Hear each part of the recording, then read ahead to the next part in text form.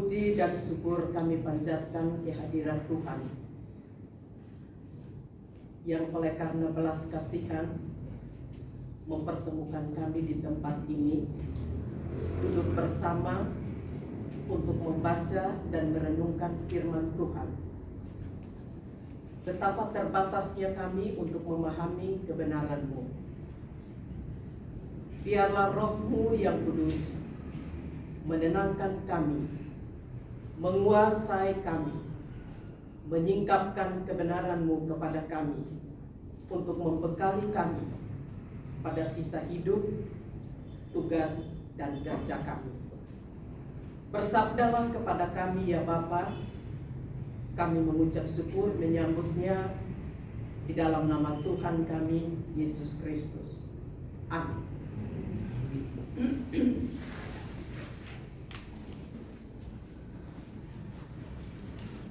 Shalom. Shalom. Selamat pagi Bapak dan Ibu, para mahasiswa yang dikasihi oleh Tuhan kita Yesus Kristus. Pada pagi hari ini tentunya kita semua bersyukur, bersukacita karena ada peristiwa besar yang baru saja kita peringati pada hari Minggu kemarin, yaitu memperingati tentang hari pencurahan Roh Kudus. Olehnya itu, marilah kita bersama-sama membaca kebenaran firman Tuhan yang melandasi kita dalam perenungan hari ini.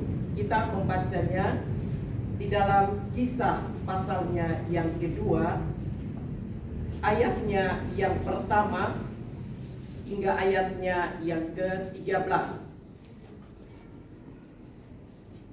Kisah Rasul pasal 2 ayat 1 hingga ayatnya yang ke-13. Saya akan membacakannya di bawah perikop Pentakosta. Ketika tiba hari Pentakosta, semua orang percaya berkumpul di satu tempat.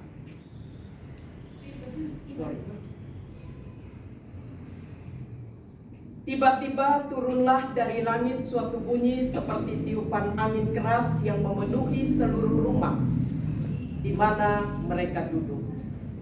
Dan tampaklah kepada mereka lidah-lidah seperti nyala api yang bertebaran dan hinggap pada mereka masing-masing.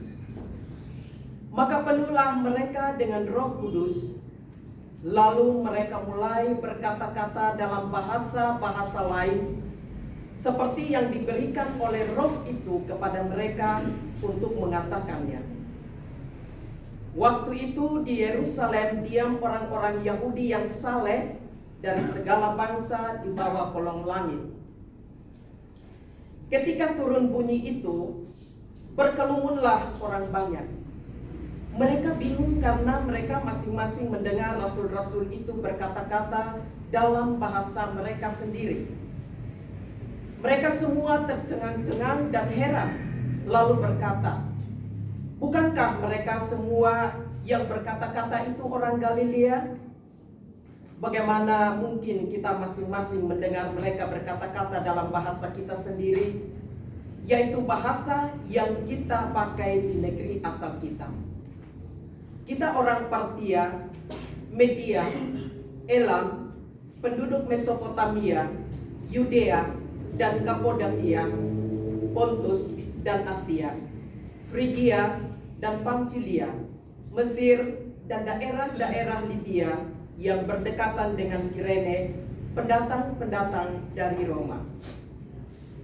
Baik orang Yahudi maupun penganut agama Yahudi, orang Kreta dan orang Arab, kita mendengar mereka berkata-kata dalam bahasa kita sendiri tentang perbuatan-perbuatan besar yang dilakukan Allah. Maka semua tercengang-cengang dan sangat termangu-mangu sambil berkata seorang kepada yang lain, "Apakah artinya ini?" Tetapi lain menyindir, mereka sedang mabuk oleh anggur manis. Demikianlah pembacaan firman Tuhan bagi kita semua. Firman Tuhan berkata bahwa orang yang berbahagia adalah yang membaca lalu punya kerinduan yang dalam untuk memahaminya dan tidak sampai di situ, tetapi ada sebuah komitmen untuk melakukannya. Amin. Bapak dan Ibu yang kekasih di dalam Tuhan kita Yesus Kristus, kalau kita melihat kalender Masehi dan siklus daripada perayaan-perayaan kekristenan, dimulai dari hari kelahiran, semua orang bersiap dengan mewahnya menyambut hari kelahiran. Sampai pada kesengsaraan, penderitaan, dan kematian yang dirayakan pada Jumat Agung, semua orang merasa sedih. Semua orang merasa bahwa betapa manusia itu tidak layak, tetapi dilayakkan melalui pengorbanan Kristus. Itu dirayakan. Di balik daripada itu ditandai dengan sebuah kemenangan, yaitu pada hari Minggu Paskah, kebangkitan Tuhan Yesus Kristus membuktikan Ia menang atas segala kekuatan yang ada di kolong langit ini. Dan Ia bangkit dari antara orang mati, lalu menampakkan dirinya kepada semua orang, membuktikan bahwa ada perkataan yang disampaikan, yaitu kebenaran itu telah dibuktikan. Namun di mata manusia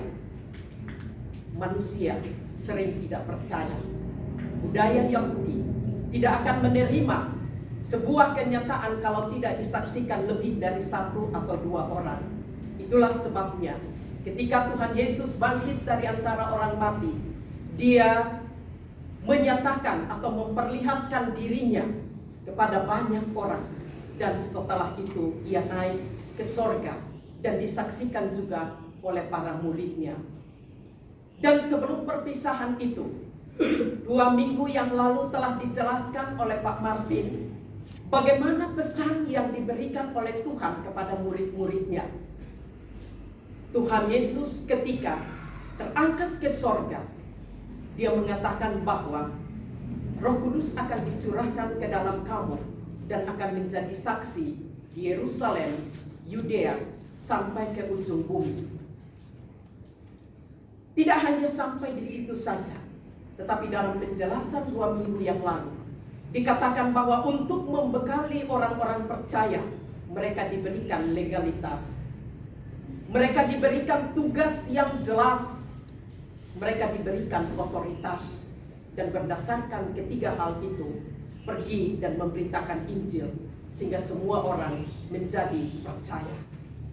Lalu pada hari ini, khususnya pada hari kemarin, setelah 50 hari dari kebangkitan Tuhan Yesus dan 10 hari dari kenaikan Tuhan Yesus Kristus, kita semua mempersiapkan diri dan merayakan itu. Saya yakin dan percaya bahwa kita tidak saja sekedar merayakannya atau hadir di gereja, membaca Alkitab, lalu membuat acara-acara yang menarik. Tidak, tetapi tentunya kita harus memaknai apa arti daripada Pentakosta itu. Kemarin di gereja kami sangat kecil sekali, tetapi mereka begitu antusias. Jauh-jauh hari majelis sudah bilang ke saya, "Ibu, kira-kira hari Pentakosta itu apa yang kita mau buat? Maksud Bapak apa?" Dia bilang ada sesuatu lah yang berkesan. Apa? Saya nggak tahu. Ibu yang pikirkan. Waduh. Lalu ada satu majelis bilang, biasa aja kali, kata dia gitu. Tetapi pada akhirnya saya harus berdoa kepada Tuhan. Bagaimana supaya jemaat bisa dapat memaknai arti daripada Pentakosta itu sendiri. Dan melalui kebaktian kemarin, gereja yang saya layani adalah gereja yang cukup kaku. Segala sesuatu itu diatur oleh majelis, termasuk juga pembicaranya dan lain-lain sebagainya. Waktu saya masuk di sana, saya cukup bergumul. Dan waktu saya harus menyampaikan tentang kebenaran, Bapak dan Ibu tahu, mundur semua jemaat karena dianggap saya terlalu keras. Saya bingung. Datang ke gereja 3-4 orang. Saya bilang sama Tuhan, masa saya diutus datang hanya melayani 3-4 orang? Dan itu bukan sebentar, Bapak Ibu. Dalam kurun waktu sampai bertahun-tahun, tahun kedua, tahun ketiga hampir saya kecewa. Tetapi pada akhirnya saya harus kembali untuk selaraskan dengan kehendak Tuhan. Saya katakan kepada jemaat bahwa saya melayani bukan melihat banyaknya orang, tetapi saya melihat siapa yang rindu untuk datang, saya akan persiapkan diri untuk melayani dengan baik. Itu komitmen. Dan puji Tuhan, sampai kemarin tanpa dipaksa, mereka mulai berangsur-angsur menyadari dan datang, serta mereka mau melakukan sesuatu di dalam perayaan pesta Pentakosta. Di dalam Pentakosta, saya rindu supaya betul-betul mereka tidak merayakan saja, tetapi ada sesuatu yang harus mereka ketahui, ada sesuatu yang harus dipahami dengan jelas, dan ada sesuatu yang merupakan action atau sesuatu yang harus dilakukan. Oleh karena itu, untuk mencapai 3 hal ini, didasari atas kebenaran firman Tuhan yang baru saja kita bacakan bersama-sama. Berbicara menyangkut dengan Pentakosta, ada yang mengatakan Pantekosta, ada yang mengatakan Pentakosta, tetapi yang benar adalah Pentakosta. Jadi kalau berbicara menyangkut dengan Pentakosta, maka orang Kristen atau kita semua pasti akan mengarah kepada hari pencurahan Roh Kudus, Pentakosta. Tetapi kalau kita berbicara dengan orang Israel atau orang Yahudi tentang Pentakosta, mereka akan mengatakan bukan pencurahan Roh Kudus, tetapi mereka akan mengatakan itu hari turunnya Roh Kudus. Itu hari di mana Taurat atau hukum atau log batu yang diberikan oleh Allah firman-Nya kepada Musa disampaikan kepada manusia atau umatnya. Berbicara menyangkut dengan Pentakosta bagi orang Israel atau orang Yahudi di dalam perjanjian lama, itu adalah hari perayaan di mana mereka mengumpulkan hasil tanaman mereka sebagai berkat yang telah diberikan oleh Tuhan. Mereka rayakan itu dan tempatnya datang di mana? Di Yerusalem. Mereka boleh berdiaspora kemana saja mereka pergi dan mereka berada, tetapi ketaatan mereka terhadap kebenaran dan tuntutan Taurat itu, mereka setia untuk melakukannya. Itulah sebabnya ketika terjadinya pencurahan Roh Kudus, mereka dari berbagai macam tempat mereka kembali datang ke Yerusalem. Mereka berkumpul di sana, dan yang datang di sana adalah dari berbagai macam daerah dan wilayah yang dekat maupun yang jauh, seperti yang telah kita baca tadi di dalam Kisah pasal 2 ayat 8 hingga ayatnya yang ke-9. Daerah-daerah atau orang-orang yang datang. Itu berarti bahwa pada saat itu di Yerusalem dipenuhi dengan banyak sekali orang dengan latar belakang pemahaman keyakinan mereka masing-masing, perbuatan mereka masing-masing, khususnya bagi orang-orang Israel pada waktu itu, yaitu mempersembahkan syukur mereka kepada Tuhan, memperingati tentang momen yang sangat bersejarah antara perjumpaan Tuhan dengan umatnya, ditandai dengan pemberian hukum atau firman, dirayakan, diperingati. Tepat pada waktu itu juga, sesuai dengan apa yang diperintahkan oleh Tuhan ketika Ia naik ke sorga, kamu harus berkumpul di Yerusalem, di tempat di mana Yesus terangkat ke sorga, dan dari sanalah Dia akan mencurahkan Roh Kudus. Dan pada saat yang bersamaan itu, pada hari Pentakosta, terjadilah pencurahan Roh Kudus seperti yang dicatat dalam Kisah Para Rasul yang telah kita bacakan tadi. Dan ketika terjadi pencurahan Roh Kudus bertepatan dengan hari Pentakosta, maka mendapatkan makna yang baru oleh orang Kristen bahwa hari Pentakosta itu adalah hari pencurahan Roh Kudus. Bapak dan Ibu yang kekasih di dalam Tuhan kita Yesus Kristus, maka kalau berbicara menyangkut dengan pencurahan Roh Kudus, bagi saya secara pribadi dalam renungan akan kebenaran firman Tuhan, saya mau katakan bahwa inilah puncak yang ditunggu-tunggu, yang dinanti-nanti, yang mau dilepaskan oleh Tuhan yang berkuasa kepada manusia yang lemah, hina, terbatas, dan tidak berdaya. Maka patutlah kalau hari Pentakosta kita rayakan dan harus dimaknai dan dibangun atas dasar kebenaran dan harus mengerti esensi daripada Pentakosta itu sendiri. Itulah sebabnya dalam pembacaan kita pada hari ini kita mau melihat, saya memberikan sebuah tema, yaitu orang yang dipenuhi oleh Roh Kudus. Orang yang dipenuhi oleh Roh Kudus. Orang yang dipenuhi oleh Roh Kudus itu bukan sekedar dia hanya menerima Roh Kudus. Beda terima, beda dengan dipenuhi. Jikalau saya mau analogikan, itu seperti air di dalam gelas. Kalau kita tuang air itu hanya setengah saja, itu tidak penuh. Tetapi penuh apabila itu rata. Maka tentunya beda antara yang setengah dengan yang penuh. Ini mau menunjukkan kepada kita bahwa semua orang percaya, ketika percaya mengaku menerima Yesus sebagai Tuhan dan Juru Selamat, maka pengakuan iman menerima Yesus sebagai Tuhan dan Juru Selamat, ia adalah orang Kristen, orang percaya. Tetapi belum tentu orang percaya telah dipenuhi oleh Roh Kudus.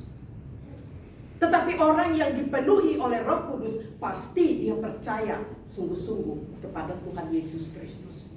Di sini kita tidak perlu untuk memperdebatkan, karena kalau berbicara menyangkut dengan unsur teologi, maka banyak yang berbicara bahwa dengan penuh Roh Kudus tandanya dia akan berbahasa roh, dan dengan pemahaman itu kita akan saling mempersalahkan satu dengan yang lain.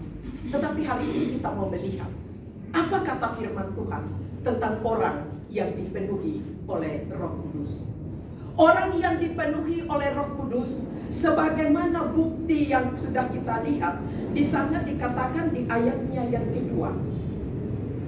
Tiba-tiba turunlah dari langit suatu bunyi seperti tiupan angin keras yang memenuhi seluruh rumah di mana mereka berada.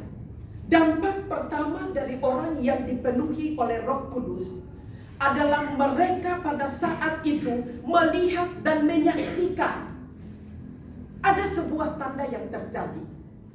Berhembuslah angin yang begitu keras. Dan kalau di dalam perjanjian lama kita melihat bahwa Allah yang adalah Tuhan, yang adalah Roh itu tidak dapat dilihat dengan kasat mata, tetapi kuasanya itu bekerja dengan dahsyat, dan itu ditandai dengan asap yang melambangkan kemuliaan Tuhan dan tanda kehadiran Tuhan. Kalau kita lihat di dalam perjanjian lama, ketika umat mau bertemu dengan Tuhan, imam-imam, maka kemah itu diliputi dengan kabut, diliputi dengan awan, dan itu sebagai tanda bahwa Allah hadir di sana.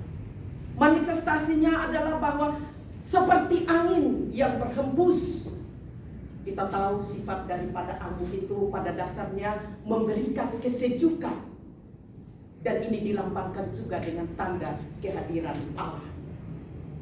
Di dalam perjanjian lama, dalam bagian ini perlu kita melihat konteks jauhnya di dalam perjanjian lama seperti itu.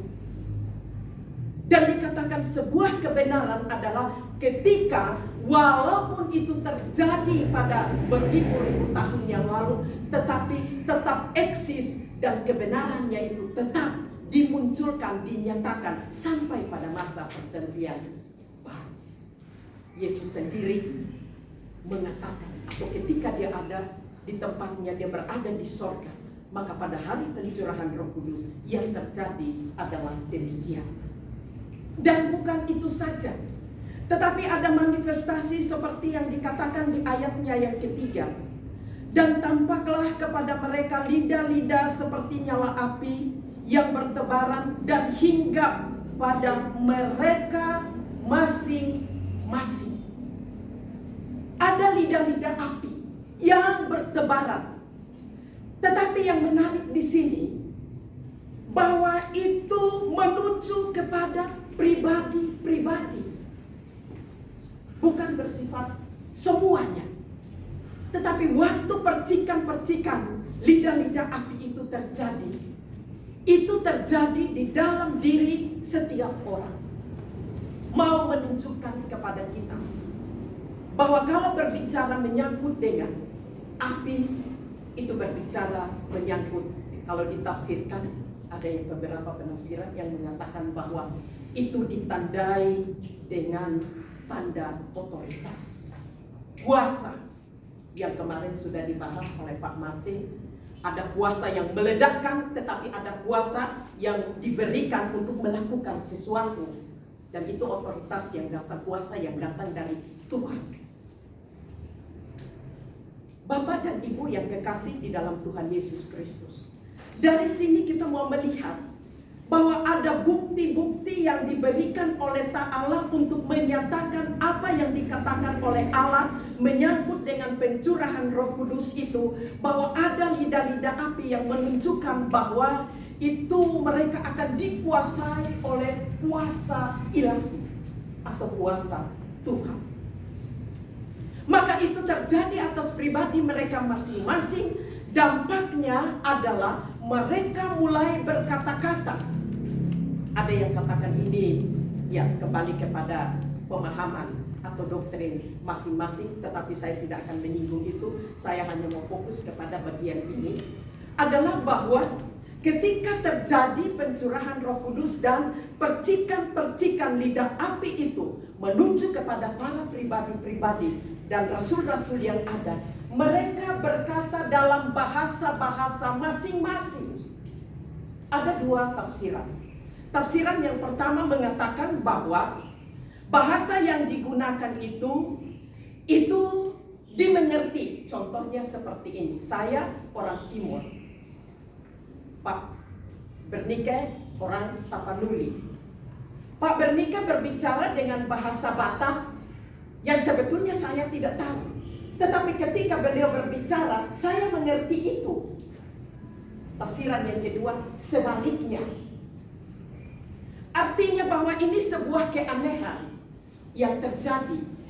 Biasanya orang belajar bahasa Inggris, hafal dulu, baru bisa paham, bisa mengerti. Yang terjadi di hari Pentakosta itu adalah bahwa ketika Allah hadir, Roh Kudus dicurahkan, manifestasinya ada sebuah perbuatan ajaib yang dinyatakan oleh Tuhan, ditandai dengan kata-kata yang diucapkan oleh mereka yang telah menerima kuasa Roh Kudus itu.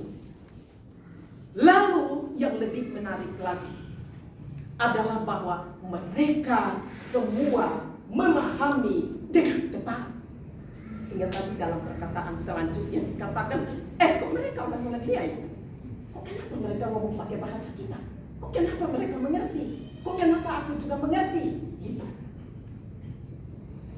Bukankah itu adalah tanda perbuatan roh ilahi yang tercurah di dalam diri orang percaya? Roh itulah yang membuka hati, yang membuat pikiran mereka menjadi terbuka, tersentuh dengan ikhlas menerimanya, mendengarnya dengan baik, menyampaikan dengan tepat, sehingga orang bisa mengerti, menerima, dan melakukan. Pikirkan saja kalau kita sampaikan sesuatu, kalau tidak jelas, tidak dimengerti, hasilnya pasti juga amburadul. Maka peran daripada Roh Kudus yang harus kita maknai, bahwa percuma kita menjadi orang percaya kepada Tuhan Yesus Kristus, hanya kita menerimanya tetapi tidak dipenuhi dengan kuasa Roh Kudus. Maka sebagai pemimpin-pemimpin saya, saudara-saudara yang mempersiapkan diri nanti akan menjadi guru, kita semua di dalam kepemimpinan kita melaksanakan tugas dan pekerjaan kita akan menjadi kosong jika tidak dipenuhi dengan Roh Kudus. Karena dampak daripada Roh Kudus menyingkapkan, memberikan iluminasi, memberikan pencerahan yang sungguh sangat jelas bagi kita. Sehingga ketika kita menyampaikan kepada bawahan, kita menyampaikan kepada seluruh mahasiswa, kita menyampaikan kepada anak-anak sekolah minggu, diterangi, diilhami oleh kuasa Tuhan, kuasa Roh Kudus, sehingga mereka bisa mengerti, sehingga mereka bisa memahami, sehingga mereka bisa melakukan tugas kita, mempersiapkan diri, menerima, pastikan bahwa Roh Kudus itu menjadi milik kita. Sehingga apa yang kita kerjakan tidak menjadi sia-sia, tetapi menghasilkan. Karena apa? Kita hanyalah alat di tangan Tuhan. Roh itulah yang akan bekerja dengan caranya yang sangat dahsyat. Oleh karena itu, jikalau kita tidak memahami hal ini, kita keliru menjadi pelajar atau mahasiswa teologi. Kita keliru kalau kita menjadi orang-orang percaya yang dipercayakan Tuhan untuk mengerjakan segala sesuatu. Dengan pimpinan dan tuntunan kuasa Roh Kudus akan menyingkapkan segala sesuatu dan akan membuat kita menjadi berarti, jelas, dan apa yang kita lakukan selaras dengan kehendak Tuhan. Kuncinya kalau dipenuhi dengan Roh Kudus. Bapak dan Ibu yang kekasih di dalam Tuhan kita Yesus Kristus, orang yang dipenuhi oleh Roh Kudus, dampaknya kita bisa dapat melihat di dalam Efesus pasalnya yang kelima. Saya mohon seseorang bisa membacakan dengan jelas dalam Efesus pasal 5 ayat 18 sampai dengan ayat 25.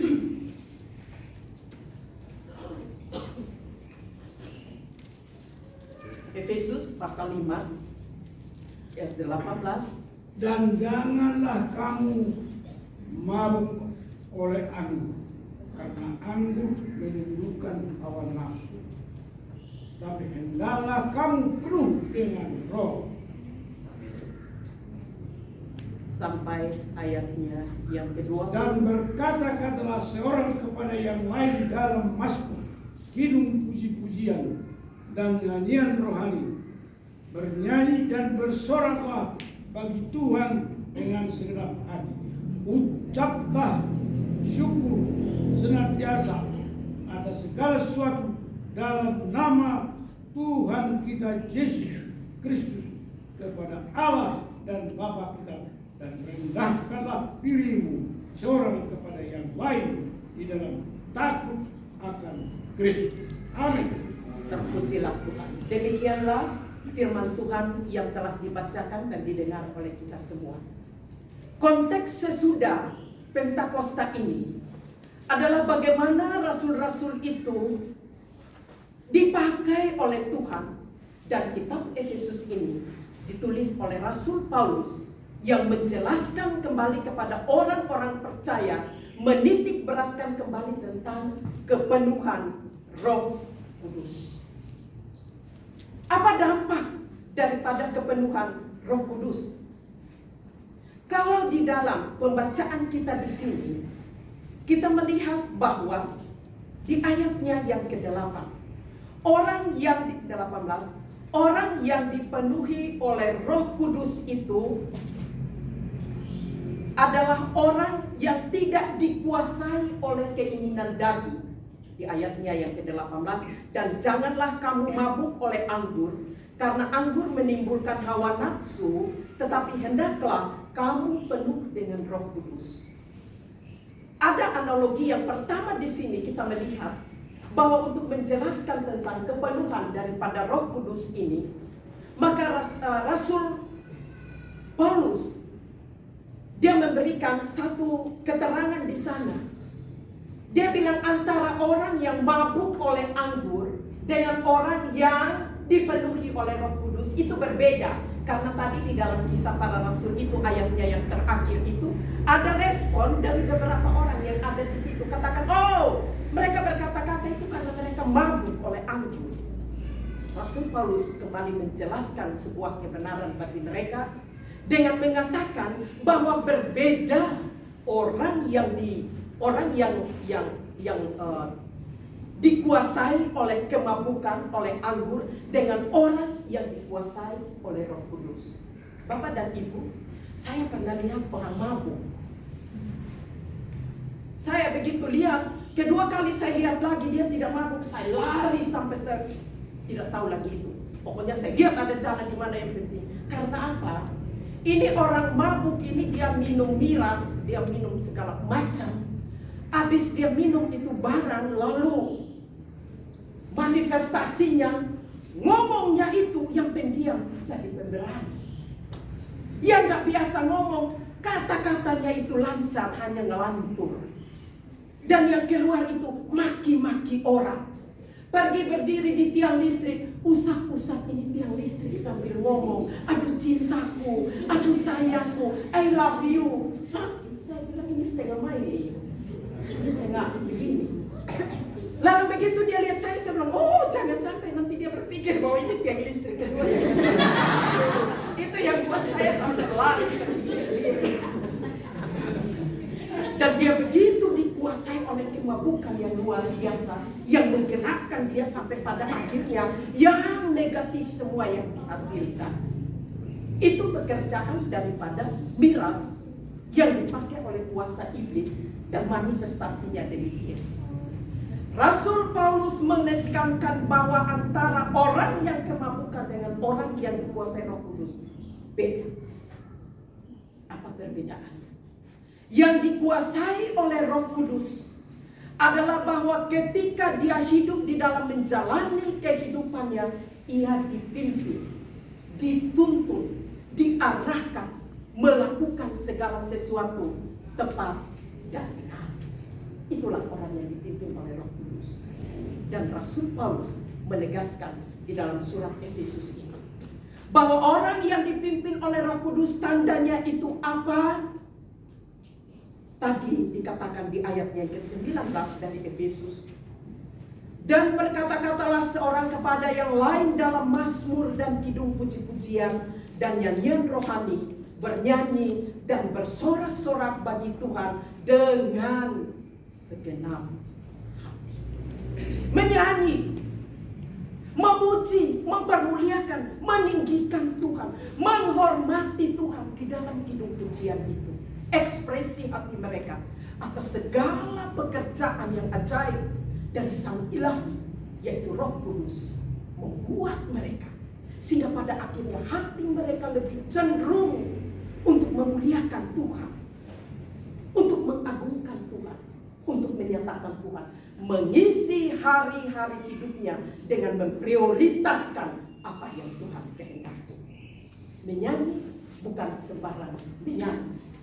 Menyanyi bukan hanya pada saat kita ada di tempat ibadah seperti ini dengan ekspresi macam-macam.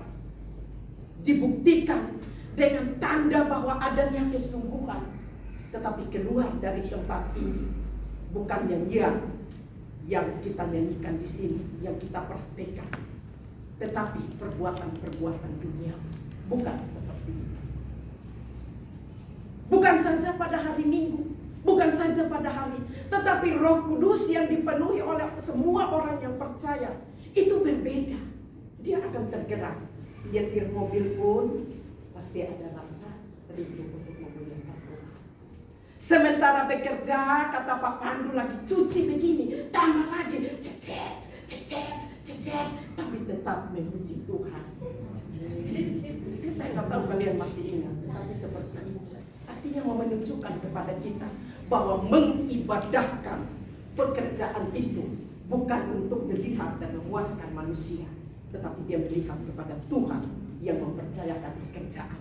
Sehingga mau ditambah, mau berapa banyak pun juga dia dimampukan karena ada keterbukaan untuk menerima itu pekerjaan yang Tuhan percayakan. Tuhan pikir dia mampu, Tuhan beri. Maka sangat salah Jikalau dalam kehidupan kita melakukan segala sesuatu hanya untuk memuaskan hasrat kita, mari kembali selaraskan dengan ini.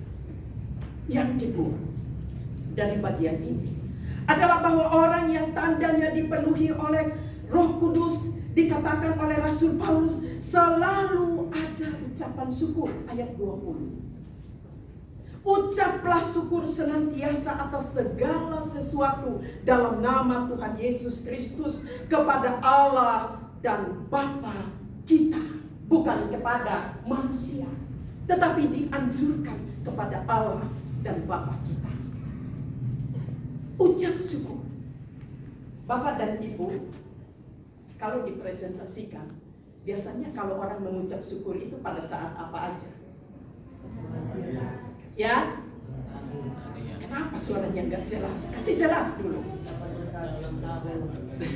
Ulang tahun. Ulang tahun, apa lagi? Dapat rezeki, dapat ya kalau di bankingnya udah bunyi. Syukur. Apa lagi? Dapat pekerjaan. Dapat proyek. Dapat proyek. Dapat tunangan. Dapat tunangan. Terlalu banyak. Dapat semua. Dapat pacar. Oke lah, baiklah. Seperti itulah hati seseorang ketika mau menyatakan rasa syukurnya karena dapat sesuatu. Boleh atau tidak?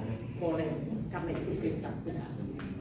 Tetapi dalam ayat ini mengatakan bahwa mengucap syukurlah senantiasa dalam segala hal. Artinya menunjukkan dalam setiap waktu, saat, dan juga dalam semua peristiwa. Saya bilang, saya di WA sama teman saya, biasalah. Ibu Kaci, kenapa itu buket 3 itu? Berdoa terus, tapi belum dapat ini, belum dapat itu. Saya nggak langsung jawab, saya harus pikir dulu. Saya berkumpul dulu, bagaimana menjawabnya ini? Takut salah jawab kan? Lalu ditegaskan lagi oleh seseorang teman saya. Sudah baca itu WA? Sudah. Gimana responnya? Lalu saya kembali lagi. Saya tidak menjawab yang di sana. Saya mau menjawab yang di sini. Sapu kalau digunakan lidi untuk menyapu, hasilnya tidak maksimal. Tetapi kalau sapu itu menjadi satu ikat, disapu seperti apapun kotorannya, itu pasti akan terbawa dan bersih. Demikian juga dengan orang yang mau mengucap syukur dan mau berdoa kepada Tuhan. Jikalau kita sama-sama menyadari bahwa kita adalah orang-orang yang telah dicurahkan Roh Kudus ada di dalam hati kita, kerinduan kita adalah selalu bersekutu untuk mengucap syukur dalam segala hal, termasuk belum lulus pun atau lulus yang tertunda, berani mengucap syukur. Termasuk proyek-proyek yang tertunda pun di saat itu isyarat bagi kita berlutut bersama-sama untuk memohon petunjuk pertolongan daripada Tuhan. Amin. Ini yang penting. Kadang kita tidak berani dan bahkan tidak dapat untuk mengucap syukur di tengah-tengah kesulitan. Hanya Roh Kudus saja yang akan memampukan. Roh Kudus akan bekerja dengan caranya yang sangat dahsyat untuk menolong, membukakan dan meningkatkan itu kepada kita semua. Bapak dan Ibu, ada satu cerita. Ada seorang yang pada waktu itu dia tenggelam lalu terbawa oleh arus, dan singkat cerita dia terdampar di sebuah pesisir, tidak ada rumah, tidak ada siapa-siapa. Makan pun susah, lalu dia berdoa kepada Tuhan. Tuhan, tolonglah, berikanlah kepada saya, temukan dengan orang-orang ini, dan berikanlah kepada saya makanan. Dia berusaha ambil daun apa saja, buah apa saja, lalu dia makan.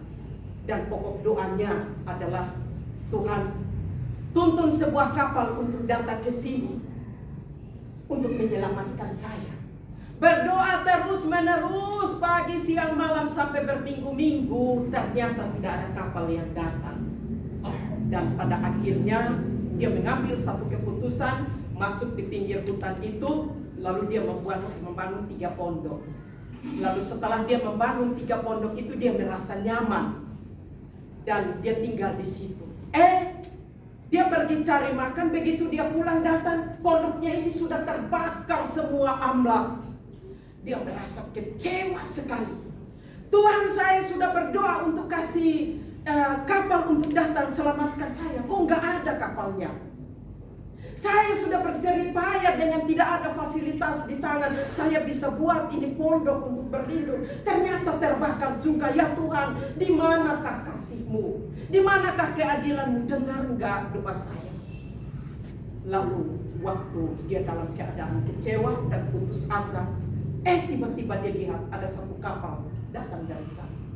Begitu kapal datang menuju ke arah dia, dan nahkodanya turun katakan, kami mau menyambut saudara. Dia kaget, loh, kok kalian tahu aku di sini? Siapa yang kasih tahu kamu?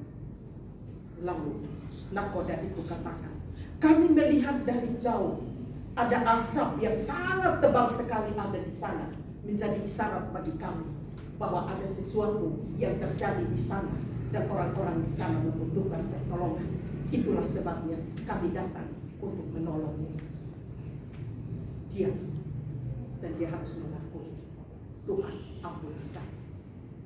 Saya tidak mengucap syukur ketika pondok itu terbakar, tetapi dibalik daripada itu, Tuhan membuat sesuatu di luar daripada itu. Dan itu sangat benar. Itu fakta, itu buktinya. Dari kisah ini mau menjelaskan kepada kita bahwa kadang-kadang memang kita sudah dipimpin, sudah dipenuhi oleh Roh Kudus, tetapi ketika Tuhan mengizinkan kita untuk mengucap syukur, menghadapi segala sesuatu dengan pikiran kita, enggak Tuhan, tidak Tuhan, tidak terjadi, protes. Tetapi firman Tuhan mengajarkan kepada kita, Roh Allah akan tenangkan orang-orang yang dipimpin dan dikuasai oleh Roh Kudus untuk melihat bagaimana cara Tuhan yang ajaib akan dinyatakan kepada mereka yang membuka hati, mereka yang betul-betul menghormati dan menghargai Tuhan, mereka yang mau memuji dan mengagungkan Tuhan dalam situasi apapun, mereka yang mau untuk bersyukur kepada Tuhan, bahkan juga mereka yang datang dengan penuh kerendahan hati. Tuhan perhitungkan itu semua. Oleh karena itu, dari firman Tuhan, pesan saya kepada seluruh mahasiswa dan yang namanya orang percaya, tandanya bahwa orang percaya bukan saja menerima Roh Kudus, tetapi harus dipenuhi oleh Roh Kudus. Kita tidak mampu melakukan ini kecuali Roh Allah melalui penyerahan dan kerendahan hati kita.